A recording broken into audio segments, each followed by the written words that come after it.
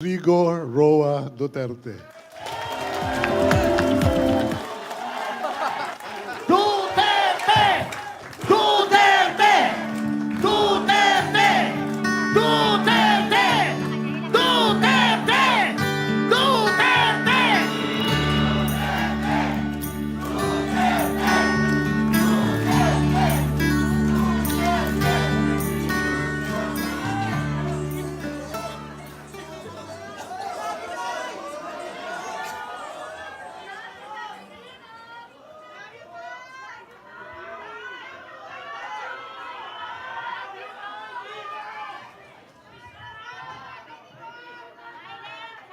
Alam mo, may sarili akong subject matters sa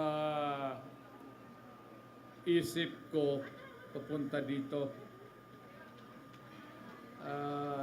Problema, I just been handed baka ito at yung plataforma, dito na lang tayo rin susunod. Baka ito yung mga issue na malapit sa tao. Sa kanilang kahirapan o sa puso nila.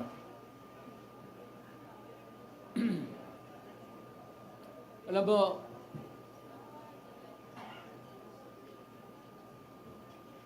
I would like to I do not want to criticize anybody. However you do it, basta nandiyan ka sa gobyerno, ikaw yung nagdadala ikaw yung timon, talagang mahirap. And I can understand kung yung mga issue hindi ka agad nabibigyan ng, if it's a problem, it would take time. But apparently, itong sa panahon na ito, patong, yung solusyon, mahina ang dating. That is why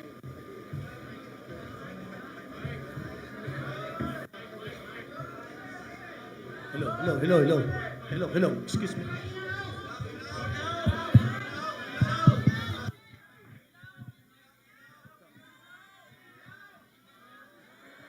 Check.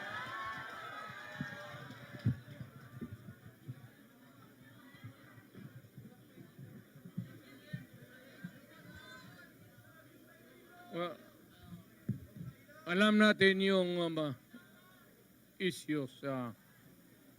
Hindi na natin pag-usapan yan kasi lumalalim ang gabi. Alam ko kanina pa kayo.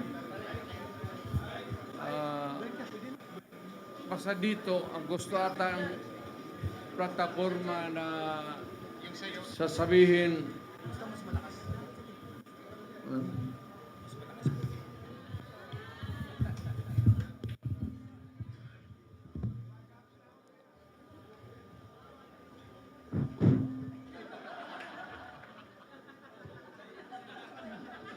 Kalimutan ko ito yung Well, sa madaling sabi, maraming issues. Hindi ko naman sinasabi na kaya natin kung tayo ang nandyan sa Malacanang. No, it's not that easy. I have been there. But the guy is simply taking his time to come up with the solution of the problem. So kagaya nitong bigas, which is really tumatama yan sa tiyan pati sa puso ng Pilipino, hindi niya nakuha yung pinaka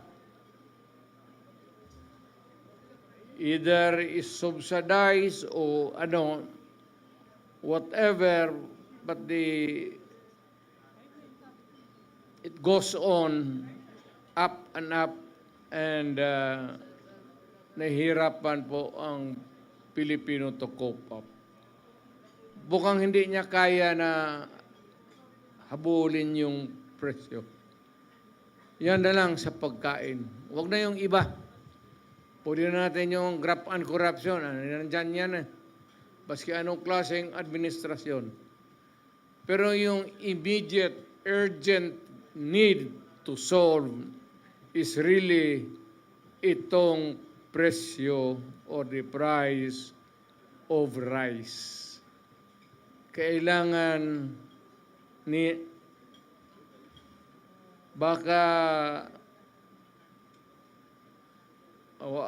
ako kung sa panahon ko sinasabi ko total we are endorsing the candidacies of so many bright Filipinos dito sa atin. Baka not the magic one, but makuha nila kung paano talaga bigyan ng solusyon. It's either you import and go down or whatever, but you know, sad to say, the Philippines is agricultural based ang country natin. Ang ekonomiya natin is agriculture. Ang problema, yung pagkain mismo, hirap tayo. Well, of course, yung mga dumadating na typhoons could be one of the factors that can be, palagay na natin, hirap tayo maghabol. Alam mo, pag nasa gobyerno ka, ikaw yung nagdadala, you cannot give promises. Panay na lang ang pangako mo and you keep on, promising people for so many things.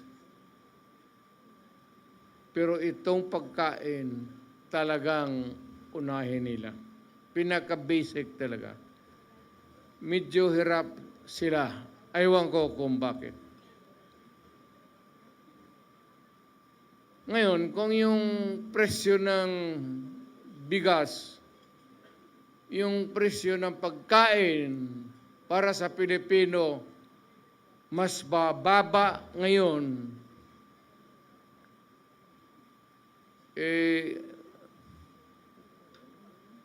noong panahon na umupo si Presidente, kung mas mababa ang presyo ngayon ng pagkain, iboto natin yung mga kandidato niya. Nakikita mo naman, talagang almost hindi na kaya. Hindi kaya ng tao. Ngayon, kung mas madali maghanap ng trabaho ngayon sa panahon niya, then doon ka sa kanya, doon sa administrasyon.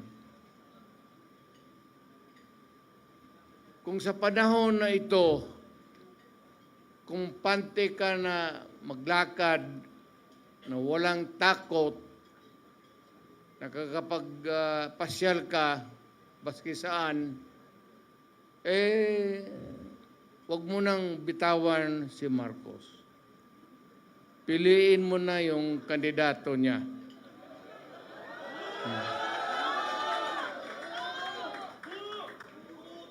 Pero pag sinasabi ko yung pag nagsasalita ako, gumaganyan ako, ibig sabihin, ito yung kapalit.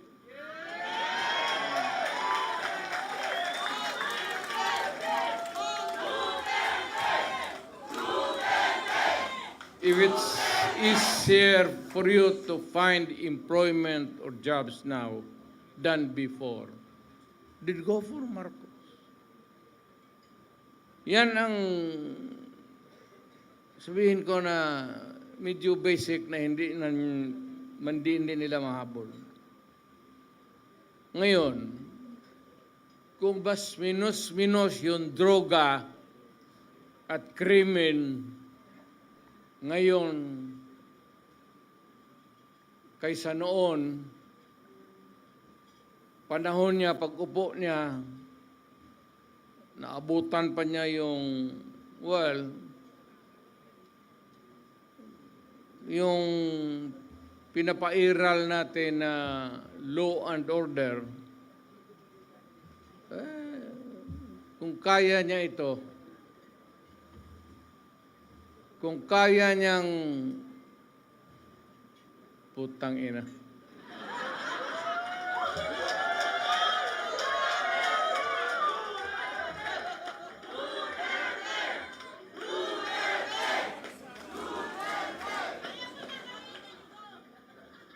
Alam mo kung ako ang durugista, kung may gano'n ako,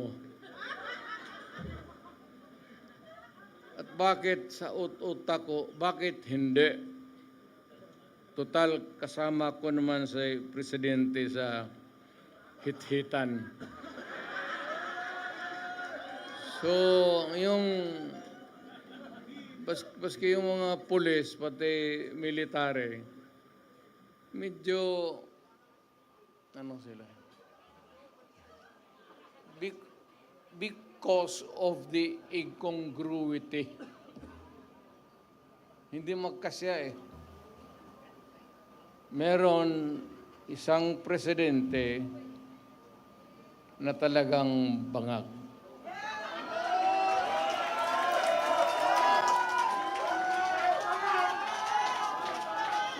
Hindi naman buang, pero yung bisyo ng droga, long term yan. Maging ulol si Marcos,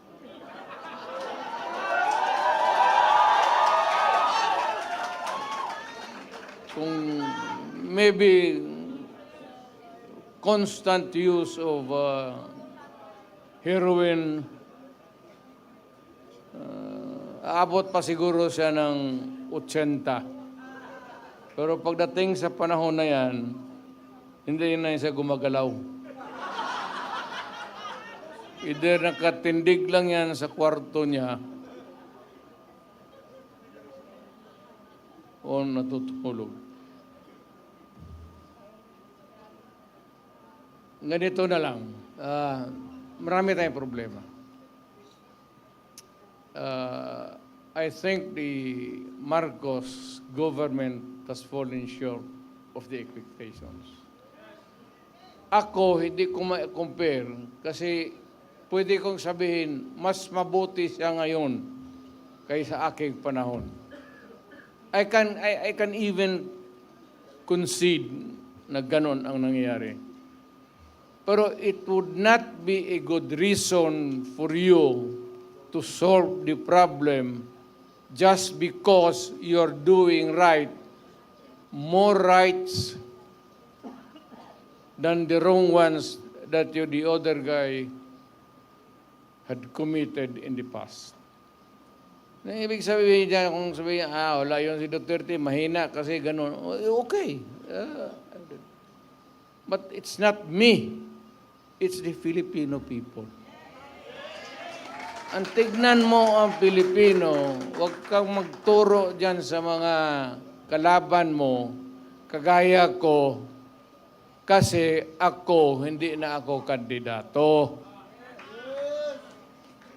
Ngayon, kung mag-usap tayo, ang pag-usapan natin kung ano ang mga tao na pwede nating gawin na makatulong sa atin mailagay dyan sa Senado para paski batas na lang ang habulin natin or a policy that is enunciated by Congress, particularly about the drug problem and itong ekonomiya.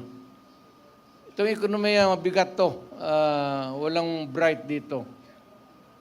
But at least naman yung sabi ko pagkain, sana mahanapan nila ng paraan. Talagang tumataas eh. Kaya I don't know how it operates now, but if you continue to practice democracy, we have to have a Senate na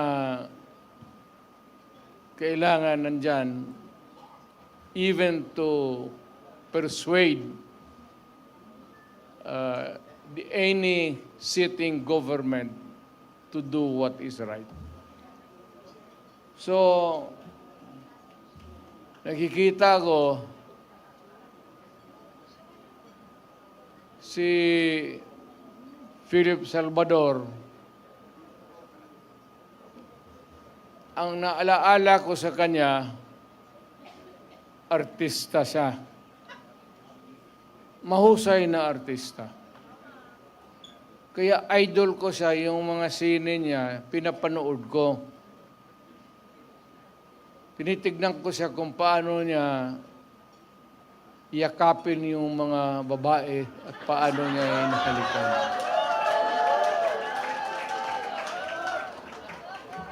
Well, aside from the fact that I know he would make a good senator, yun ang ang naalaala ko sa kanya na parang durog talaga ang babae sa yakap at pagmamahal. Now we have Atty. Rodriguez. Galing yan sa administration. Alam mo, mag-isang tao, importante talaga to. Importante ito. Baski kami, alam namin, baski yun ang nakakilala sa akin personal. Importante ang tao na may prinsipyo. At ang isang nakita ko na Pilipino na may prinsipyo na umalis sa trabaho niya because the dynamics of the position of which he was there in Malacanang was no longer right. He chose to make the decision. At nakita ko, as a matter of, hindi naman kailangan sabihin niya, but nakita natin, as a matter of principle, importante talaga yan. Atty. Rodriguez.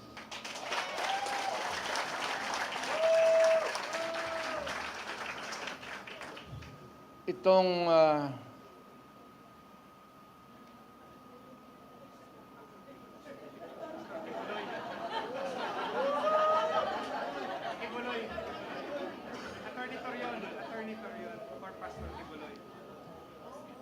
para ka kay Kibuloy?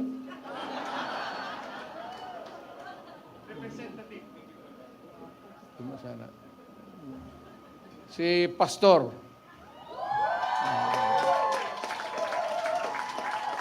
At least kung maghanap ka ng tao na kandidato, kung manalo at makaupo dyan as a senator, who has the moral values, pati marunong bright. Talagang bright yan si Pastor.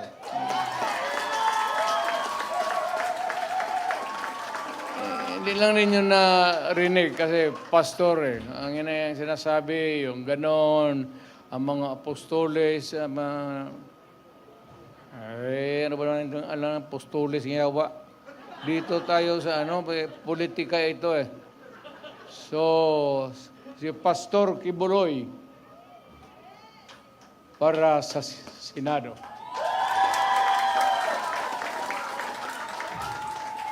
itong tao na itong sunod na sinasabi ko, humahanga talaga ako sa integrity pati yung utak. Abogado, pareho kami abogado eh. Puto pa nagsalita ito, hindi ko naman kilala to, but yung the constant exposure sa TV, parang natauhan ako, magaling to ah. Alam niya, sinasabi niya, pati tatanong-tanong ako, eh talagang is one of the upright na tao na ano. Bira mong makita ng ganun. Yung mga bright na, karihan kasi ng mga bright, mga gago eh. Hinahaluan nila yung trabaho nila ng kagaguhan. Alam mo, ako talaga, it was I who sought him. Ako naghanap sa kanya para makilala ko siya. Talagang bumilib ako sa kanya. Marcoleta.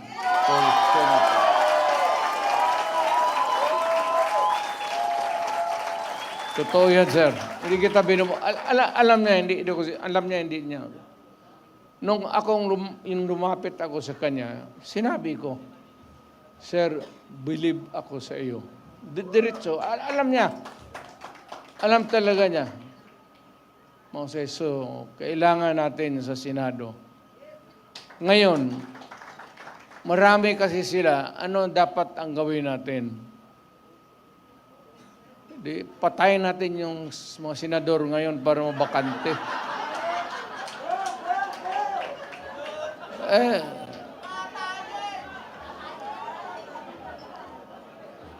Kung makapatay tayo ng mga 15 na senador, pasok na tayo lahat.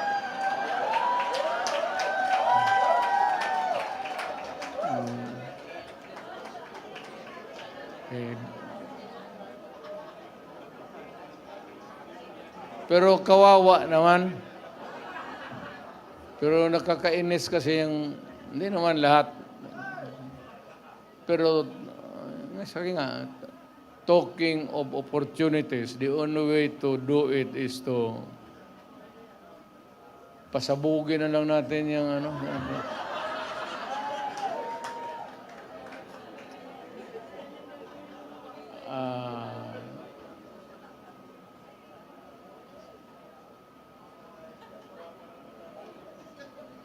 Itong sa sunod ko, mahusay na abogado to. He's a practicing lawyer and is really very bright. Marunong talaga to. Marunong sa lahat. Pag-abogado, sa trial,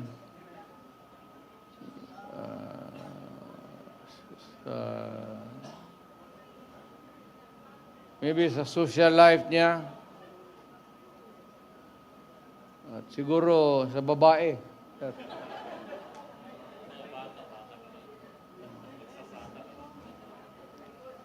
Huwag mong kalimutan yan, sir, kasi yan ang pagpapabata talaga sa iyo. Totoo yan.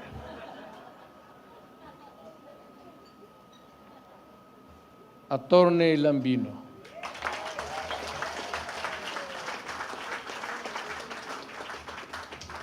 Hindi ko na kailangan. Siya dapat magpakilala sa akin. Baliktad. Hindi ko na kailangan ibandera. Kasi ako mismo, gusto ko na siya ang mag-introduce sa akin. Pabaliktad. Hanga talaga ako nito. Noon siguro,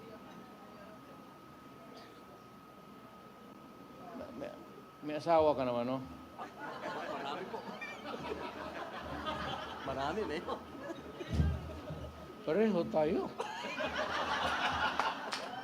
Kaya ka nang kalitsi-litsi ang buhay na.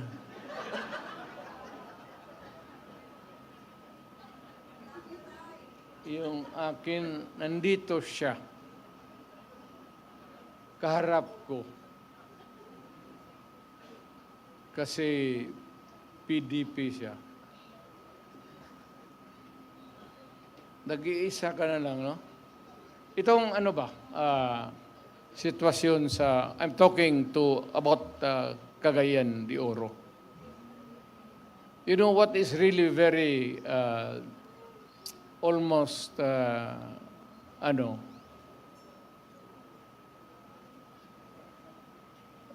sad, itong PDP was a creation of the politicians mainly dyan sa Cagayan de Oro, Oriental, Misamis. Dyan, ako naging PDP na presidente ako. Alam mo, sa totoo lang, what is very shocking to me, really, hindi naman sa pang-ano ha, hindi ako nagpapatawa. Alam mo, walang PDP doon sa Cagayan. Mag-isa na lang. Si Councilor Balaba. Tumindi ka nga, girl.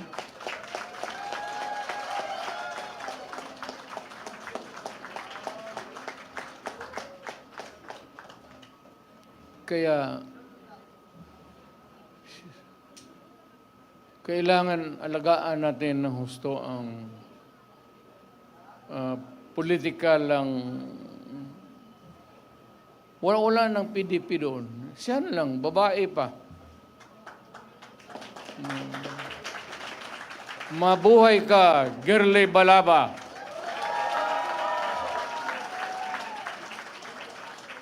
Mabuhay ka, Girly Balaba. At si Rudy Duterte.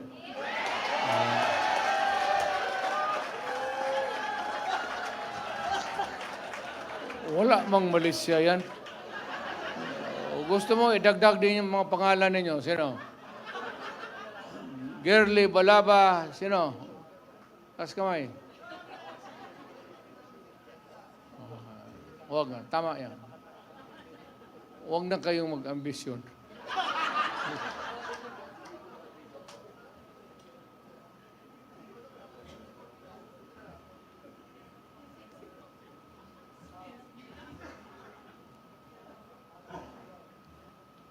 For the rare occasions that I visit Western Visayas, may nakita ako tao na talagang merong go na a lawyer almost to the point of impatient yung ano niya. Ano ba tawag na? Basta nakita ko yung gusto talaga niya mag-survey sa tao. At minsan very long time ago, hindi ito noon pa, may ambisyon siya. Not necessarily yung pagkamayor ngayon. But I heard him talk about politics and his keen interest na nakikita ko yung pagsasalita niya. So, nung nakita kami few days before the filing, I passed by Bacolod. Nagkita kami. At nakita ko yung, I remembered his intelligence, his talent, and sabi ko, matagal na rin walang senador talaga ang Western Visayas. I would like to endorse him and for you to vote for him so that yung mga taga-Western Visayas na kapatid natin, bigyan natin. Huwag tayo magsabi Ilonggo, Ilocano. Skip that thing. It's not is not proper anymore.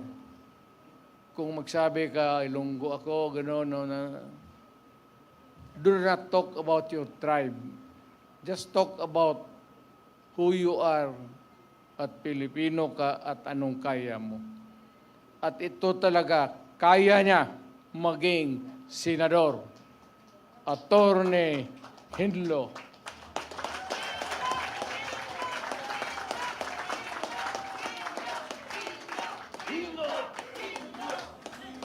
Lintek lunggo na ya. Sino rin ng lunggo?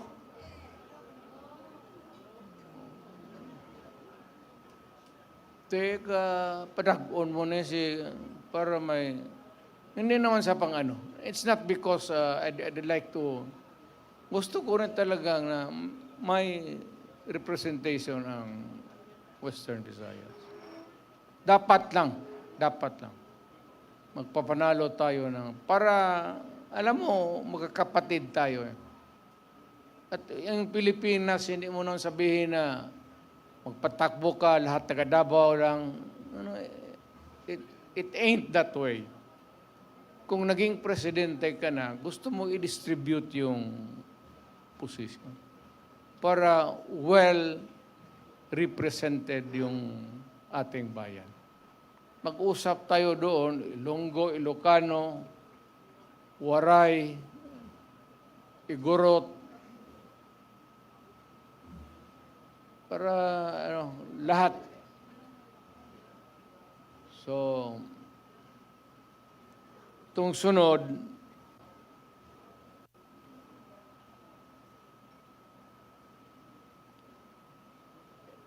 hindi ko naman siguro kailangan ipakilala ko to. Kaya nakakamot ako eh. Kumakati tuloy ang...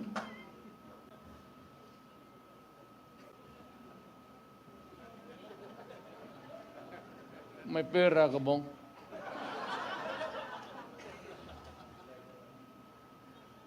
May magkain tayo maya. Ikaw ang magastos, wala pa akong hapunan. Alam mo, ang istorya nito, ang aking talagang aide was a military man. Kaibigan namin, parang common friend. Military na not so because parang maluwang na pakisama niya sa civilian. Biglang naglaro ng basketball, yung bola galing kay Bato. Totoo yan. Pinasa niya doon sa kay Jimboy Halili.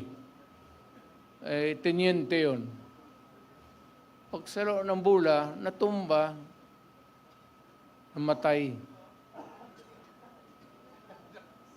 Sabi ko, nung punta ko, sabi ko, nagsalo lang ng bola, namatay? Sabi, yes, Mayor. Puta, ang bola, putaw? Bakal? Bola ng ano? O bakit namatay? Kasi pagsalo, tumba. Baka talagang sinadya na milakasan ng husto. Baka may pustahan sa ganung laro na yon. Galing kay Bato yung bola eh. Kaya pag si Bato ang kalaro ninyo, huwag ninyong saluin yung bola. Hayaan mo, tumakilid ka lang palawa. Kasi doon namatay. Hindi ako nagpapatawa. Yun talaga ang nangyari. Doon natumba kaya ako. Minsan yung nag-iisip ako kung patakbuhin ko ba ito si Bato o hindi.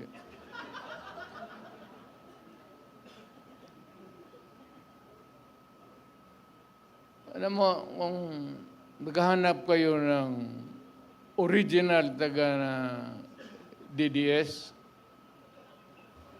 huwag ka lang mano ha. Siya. Siya yan.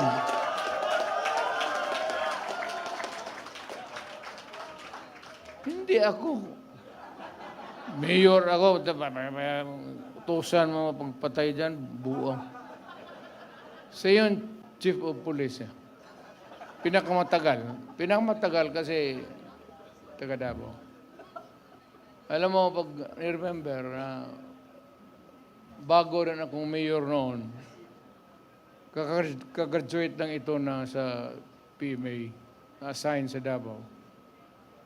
Tapos nag-asawa, doon sila nag-settle down. Kaya malapit talaga sa akin si Bato. Hindi sabihin bata-bata, tao-tauhan. Kaibigan. Kaibigan na...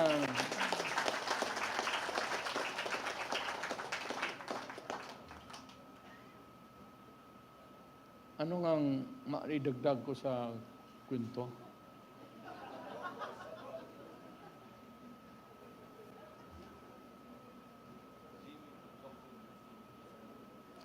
Minsan itong mga putang inang kriminal, sabi, Bato, gusto po no, putang ina niyang pabalik-balik yan sa... Gawin mo. Yes, sir. Minsan magsabi ko, tapusin mo na. Sir, kanina pa.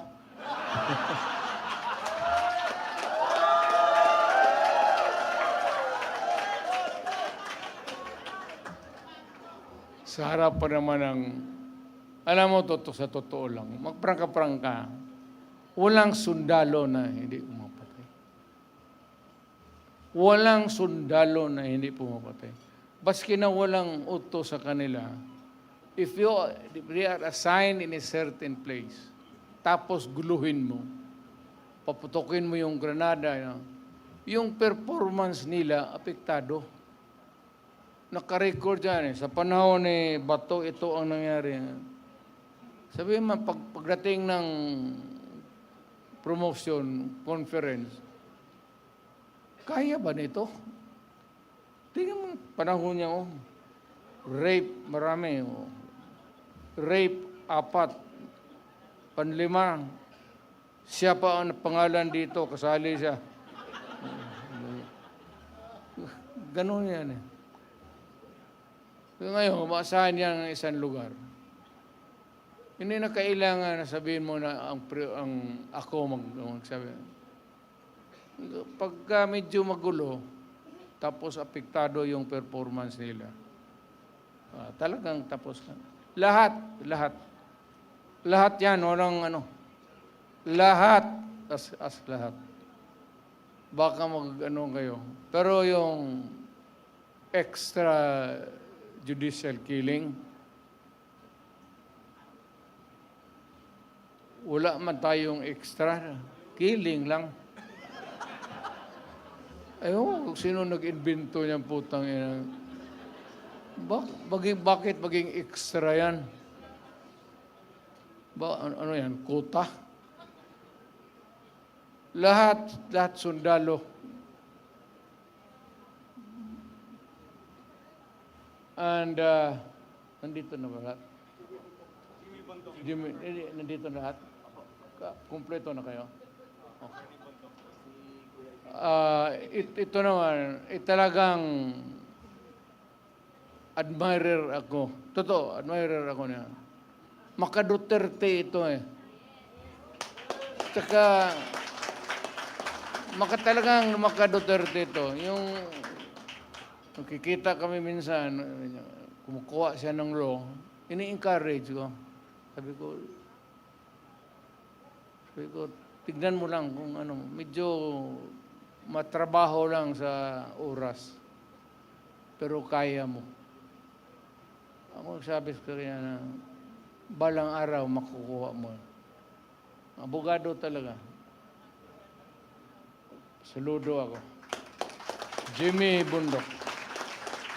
talagang pwede na maging senador. Ito yung may taong may social conscience. Eh yung artista, wala yan. Yung kausapin mo yung tao, yung tapos na yung trabaho niya, mag-acting.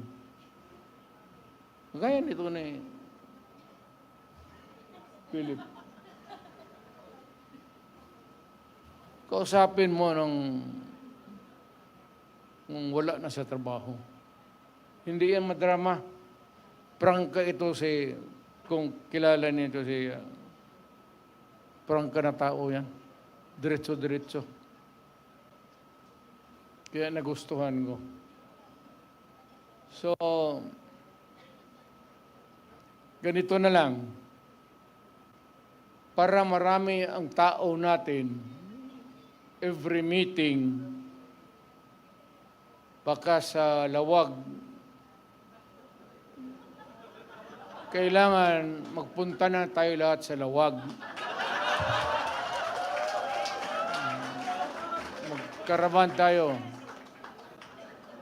Baka sa sunod sa Bicol, at least para sigurado talaga na mayroong, hindi natin alam kung ano ang diskarte ng mga tao doon. Baka kukunti lang, kung pupunta tayo lahat, punta tayo ng Bicol. Ngayon sa Davao, Buanga, punta tayo doon sa ticket,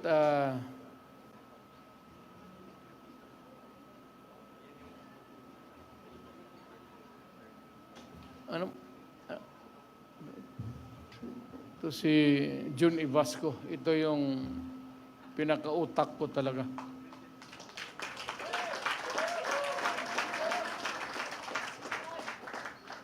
May pera tayo. Alam mo, wala tayo talagang pera. Last minute, ambag-ambag lang kami. Ano ba sa Tagalog yan?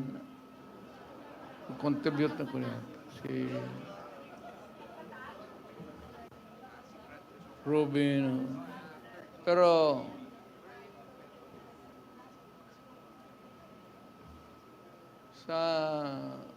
kung pumunta kayo ng Davao, totoo, kung ticket-ticket lang, kaya ng mayor yan.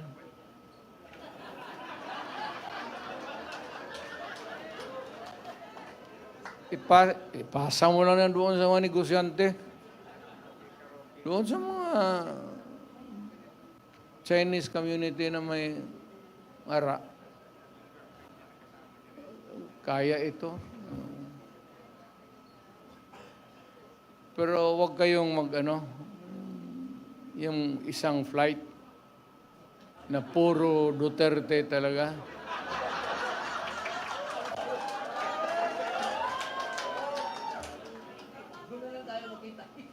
Kasi pag mag-take off yan, ang kabila magsige dasal.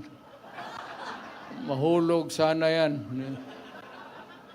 Mawala na ako ng tao.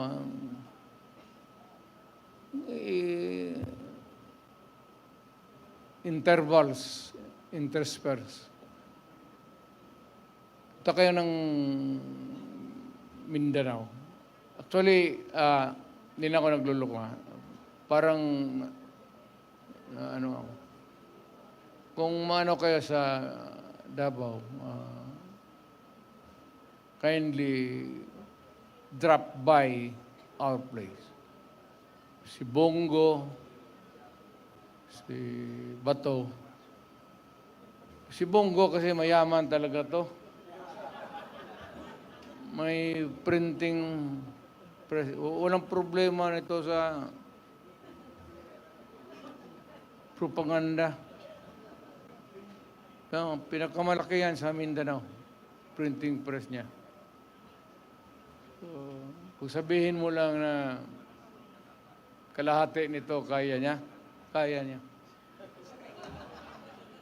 Sagutin mo na, Bong. Huwag kang mahiya. Well, seriously now, magabi na. I'd like to remind again everybody that, the democracy was really conceived by our forefathers to be one that is really working. Kaya nga may demokrasya because there is a periodic election. The president, you are served there for about 6 years, then alis ka, another one. And for the mayors and the rest of the officials of government. Talagang elected. Mabuti yan eh. So it is intended, ang mahirap kasi may mga politiko na medyo may mentality na mga gangster, yan papasok. Wag ninyong yan. Baski sa ating grupo, lalo na yung magdala-dala ng armas, tapos walang mangyari niyan. Sisirain lang ang bayan natin yan. Look for somebody na talagang would stand for what is right and what is really just. Yan ang hinahanap natin. Palagay ko, kilala ko lahat itong mga tao na ito. Walang ito. At least may, lalo na ito si Tony Marcoleta. Parang pare ito eh. Totoo. Nagkamali ito ng trabaho. Nagpare, ay sana ito, pero iglesia kasi. Pastor na lang. Ito magsalita ito, totoo. Nakikinig ako dito. Marunong, bright talaga. Hindi ko kaya habulin ang utak ni Marcoleta. Hindi ko kaya abutin. Totoo yan. Kaya sabi ko itong mga ganito na tao, kailangan kaibiganin mo na lang. Baka ma-enkwentro mo ito sa korte, putang ina, baka ilang paso ka. May kunting awa naman. Attorney Lambino, talagang tagal na nagtatrabaho ito sa PDP. A very patient man. Talagang naghintay lang sa panahon niya. Actually, he has been there for so long a time helping PDP, helping the candidates, asking nothing in return. But he has been there. Kagaya ni June Ibasco. Yan si June Ibasco, yan ang noon pa, noong na mayor pa ako, siya na yun, hanggang naging presidente ako. Alam mo kung bakit si June Ibasco? John, isabi na natin ang totoo. Dumating na ang panahon. Okay? Ako isang prosecutor. I was a prosecutor. Yun ang trabaho ko eh. One day, itong sila Colonel Stares, yung mga Philippine Constabulary, parang nagpa-plenum ito sila sa North Cotabato. Ginapang ng mga sundalo, nahuli sila. So ako yung fiscal ina-assign pagka ganun. Takot ang takot yung, hindi nila ako magyabang, takot yung mga fiscal mag-handle ng rebellion, pati yung mga krimen na, So, pinapasa sa akin sa chief. So, ako nag-iimbestiga. Sabi ng na may nahuli daw marami. May madre pa ata. Natsambahan. Mga, mabigat na, sa Mindanao. Yung mga komunista. Nahuli yan sila. Nung pumunta ako sa kampo, sa pulis, tinuturo yan siya. Yan sila. Ano. Nakaupo lang. Sabi ng mga gago, Mayor, ngayong gabi, huwag mo na lang ilista-lista dyan yung investigation. Bihin na lang na walang nangyari sa operasyon namin. Kasi papatayin namin ito. Dalawang pare yun, Father Tison, pati Father Ibal. NPA talaga yan sila. NPA talaga. Huwag na tayong magdrama. So, gustong ganun na ng, sabi ko, putang gago, pare yan. Kung ano yan, damay pa ako. Imbestiga ka ng ano, imbestigahin mo yung totoo lang. So, detain siya. But yung one day, nalaala ba ninyo yun? Inutos ni Cory Aquino, release all political prisoners. Talagang pinawalaan lahat. Lahat ng komunista, pinalabas sa kulungan. Si John, isa. Wala sila mapunta bago. Sabi ko, sa opisina ka na lang dito sa akin. Pare, alam mo yung pare, mahusay sa organization. Kasi hinawakan tao Paano mag-organize, paano mag-ganon. Pag yan yung mga pare na mag-ano, talagang kung sponsored ng mga pare yan, matindi yan. Kasi sanay sila sa organization So, kinuha ko siya. From then on, mayor, congressman, tapos presidente. 30 years ago. Siguro. Ganon ba yun dyan? 25, 30 years. Tagal na. From my NPA, nung dumating ako, naging presidente ako, tigas na masyado doon sa Malacanang. Yan na ang tigas dyan sa... Yung mga military naman, sabi ko, intindihin ninyo. Sabi ko, inirelease Wala tayong magawa. Wala mapuntahan yung mga tao. Kaya yung mga asawa ng De Vera, lahat ng mga babae, binigay sa akin ng military. Yan, totoo. Ito na yun ang totoo. Patayan sila. Yung mga babae, dinala ko sa bahay ko. Bahay ng nanay ko. Doon ko pinatira kasi wala akong yung mga asawa ng komunista. Hanggang ngayong kaibigan kami. Kaya ko noong sabi nila na yung si Duterte, komunista yan. Ang totoo niyan talaga, baski hindi pa sila nahuli, ako pumapasok na sa bukid. Doon sa dulo, nagsasalita, nag-i-istorya na kami ng NPA. Istorya lang. Kaya every time magbaba ako, mga military intelligence, sabi yan si Duterte, ang issue sa akin, yang si Duterte, huwag kayong magboto dyan kasi komunista. Sinabi ko doon sa mga taga Davao, kung maniwala kayo, ito yung istorya ko. Ngayon, ayaw ninyo maniwala. Huwag. Sinabi ko sa ang totoo.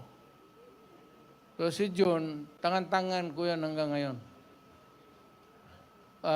Mahusay sa organization. Kaya kung saan-saan ako papunta, bit-bit ko yan kasi wala kang problema dyan. Alam mo, ganyan yung pare, marunong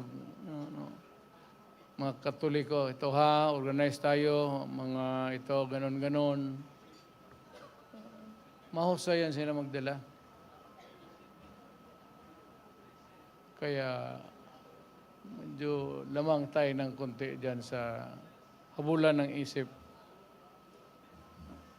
So, ganito, siya yung utak talaga. Siya yung sa akin. Wala naman, sanay na kami. Siya na yung mag-spacing sa kampanya. Pero hindi ako maka-attend sa lahat ng rallies. At only yung medyo mabibigat, Cebu, medyo lawag siguro.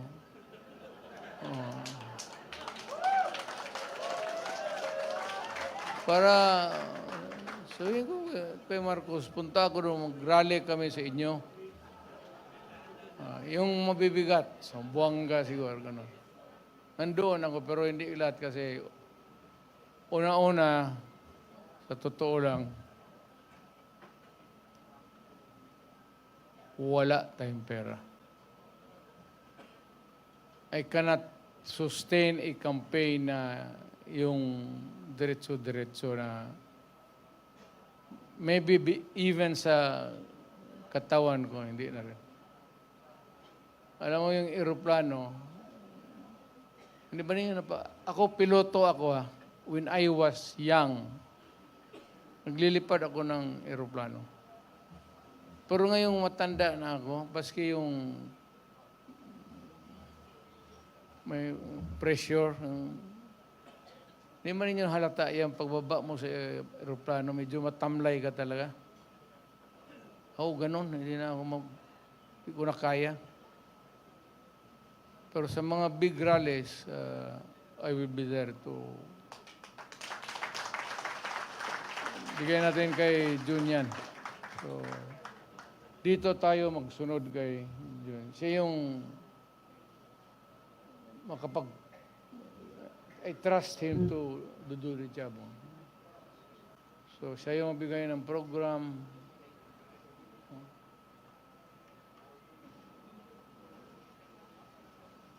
Sign language yan.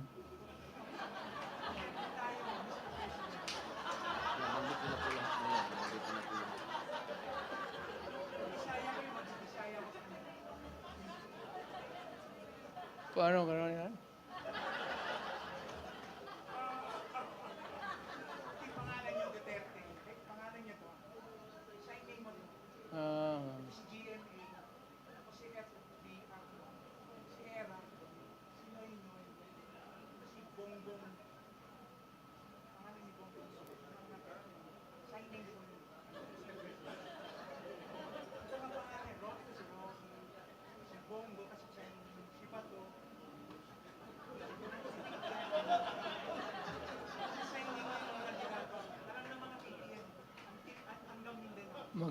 Magkita tayo bukas.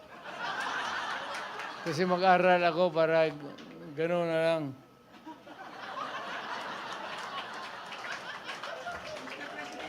Sabi sa mga babae, beautiful kayo, maganda kayo.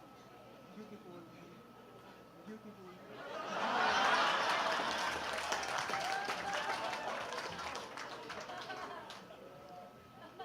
Nehen Piauliang. Chinese yan. You're beautiful. So, uwi na tayo. Para kinig ng istorya dito. Wala yung yung tingin ko na that would pambuhay ng, nandito pala yung classmate ko, Dabs Mamao, o Lanao del Norte. Classmate ko yan sa, kabats ko talaga sa law school sa San Beda.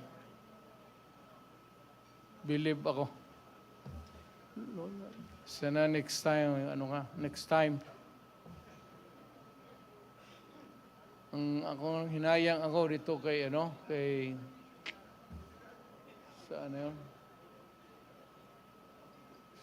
Si ano. Patakbuhin ko sana ng di bale. Pero